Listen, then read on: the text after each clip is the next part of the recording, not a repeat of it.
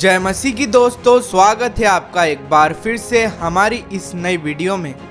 कौन सी भाषा में प्रार्थना करना चाहिए? क्या हिब्रू भाषा में प्रार्थना करने से प्रार्थना स्वर्ग तक पहुंचती है? क्या अन्य भाषा में प्रार्थना का उत्तर जल्दी मिलता है?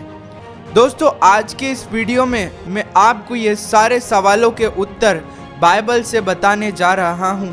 यदि आप इनके सवालों को जानना चाहते हैं तो वीडियो को लास्ट तक जरूर देखिएगा। वीडियो में आगे बढ़ने से पहले बताना चाहूँगा कि आने वाली वीडियो में मैं 5 ऐसे कामों के बारे में बताऊंगा जो इंसान कर सकते हैं पर स्वर्गदूत चाहकर भी वो काम नहीं कर सकते। तो यदि आपने अभी तक हमारे चैनल को सब्सक्राइब नहीं करा है तो अभी कर लीजिएगा ताकि आने वाले सारे वीडियोस के नोटिफिकेशन आपको मिल सके। कौन सी भाषा में प्रार्थना करना चाहिए? आज के समय में फॉल्स टीचिंग जैसे जैसे बढ़ती जा रही है वैसे वैसे लोग प्रार्थना को लेकर भी गुमराह होते जा रहे हैं। इस बात की गंभीरता का पता मुझे तब चला जब एक व्यक्ति ने मुझे बताया कि वो हिब्रू भाषा इसलिए सीख रहा है कि उसकी प्रार्थना का उत्तर उस व्यक्ति को जल्दी मिल सके। दोस्तों, ये एक फॉल्स टीचिंग है कि हिब्रू में प्रार्थना करने से प्रार्थना स्वर्ग में जाती है, लेकिन बाइबल में इसके बारे में कुछ भी नहीं लिखा हुआ है। बल्कि बाइबल में तो प्रार्थना के विषय में ये लिखा हुआ है, तब उस समय तुम मुझको पुकारोगे और आकर मुझसे प्रार्थना करोगे और मैं तुम्हारी सुनूंगा। तुम मुझे ढूंढोगे और पाओगे भी, क्योंकि तुम अपने संपूर्ण मन से मेरे पास आओगे। बाइबल में प्रार्थना के विषय में ये लिखा हुआ है, लेकिन आज लोग हिब्रू भाषा के पीछे लगे हुए हैं कि हिब्रू भाषा जान लेंगे तो शायद उनकी प्रार्थना संपूर्ण मन से स्वर्ग में जाएगी। दोस्तों, लोगों को प्रार्थना में भाषा सीखने की नहीं बल्कि पूरी तरीके से मन लगाने की जरूरत है। क्या अन्य भाषा में प्रार्थना का उत्तर जल्दी मिलता है? इसके लिए हमें ये जानना पड़ेगा कि बाइबल में सबसे पहले अन्य भाषा यानी कि टंग्स के वरदान का विवरण कहाँ आया है। प्रेरितों के काम अध्याय 2 वचन 1 से 40 में पिन्तेकुस्त के दिन जब पवित्र आत्मा लोगों पर आया था, लोग अन्य भाषा बोलने लगे। उसके बाद बाइबल में कई सारे लोगों ने अन्य भाषा बोली। सारे 12 चेलों ने और भी बहुत सारे लोगों ने अन्य भाषा बोली। तो क्या यह बात सच है कि अन्य भाषा टंग्स में जो प्रार्थना करता है उसको उत्तर जल्दी मिलता है? दोस्तों, अन्य भाषा यानी टंग्स में प्रेयर यीशु मसीह के क्रूस पर चढ़ाए जाने के बाद जब पवित्र आत्मा लोगों पर आया, लोग अन्य भाषा बोलने लगे। लेकिन प्रार्थना का इतिहास इससे भी बहुत पुराना है।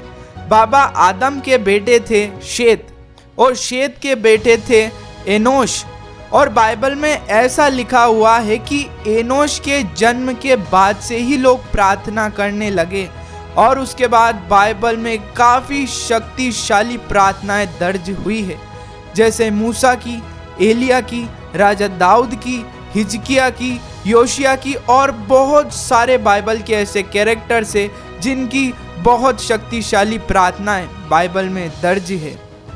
अन्य भाषा के नाम पे आज लोगों में बहुत सारा भ्रम फैला हुआ है। दोस्तों, अन्य भाषा पवित्र आत्मा के द्वारा दिया हुआ एक वरदान है, प्रार्थना करने की कोई टेक्नोलॉजी नहीं। जो लोग 4 साल का बाइबल कॉलेज यानी कि सेमिनरी करते हैं उन्हें भी वहाँ अन्य भाषा नहीं सिखाई जाती, क्योंकि ये कोई सीखने वाली चीज़ नहीं है, बल्कि ये एक वरदान है जो पवित्र आत्मा देता है। जैसे चंगा करने का, विश्वास करने का, भविष्यवाणी करने का, और भी कई सारे वरदान पवित्र आत्मा के द्वारा दिए जाते हैं। बाइबल में अन्य भाषा के विषय में लिखा है क्योंकि जो अन्य भाषा में बातें करता है वह मनुष्यों से नहीं परंतु परमेश्वर से बातें करता है, इसलिए कि उसकी बातें कोई नहीं समझता, क्योंकि वह भेद की बातें आत्मा में होकर बोलता है। जब कोई अन्य भाषा में प्रार्थना करता है तो उसके शब्द आसपास वाले कोई इंसान नहीं समझ पाते। परमेश्वर के कुछ महान दासों ने इस बात को बताया है कि अन्य भाषा में जो प्रार्थना होती है उसे शैतान समझ ही नहीं पाता है और इससे शैतान की युक्तियों से बचा जा सकता है। बाइबल में लिखा है, इसलिए अन्य भाषाएं विश्वासियों के लिए नहीं परंतु अविश्वासियों के लिए चिन्ह है, और भविष्यवाणी अविश्वासियों के लिए नहीं परंतु विश्वासियों के लिए चिन्ह है। भविष्यवाणी के ऊपर किसी एक और वीडियो में बात करेंगे, लेकिन अभी प्रार्थना को देखते हैं। दोस्तों, जब आदम की तीसरी पीढ़ी से ही लोग परमेश्वर से प्रार्थना कर रहे हैं तो ये एक फैक्ट है कि आप कौन सी भी भाषा में प्रार्थना कर सकते हैं, वो परमेश्वर तक जरूर जाती है। और अन्य भाषा का वरदान तो और भी अच्छा होता है, क्योंकि जब प्रार्थना को शैतान जान ही नहीं पाएगा तो हम उसकी युक्तियों को असफल कर सकते हैं। जिस परमेश्वर ने इतनी सारी भाषाएं बनाई, आपको क्या लगता है कि वो परमेश्वर उनकी ही बनाई हुई भाषा को नहीं समझ सकते?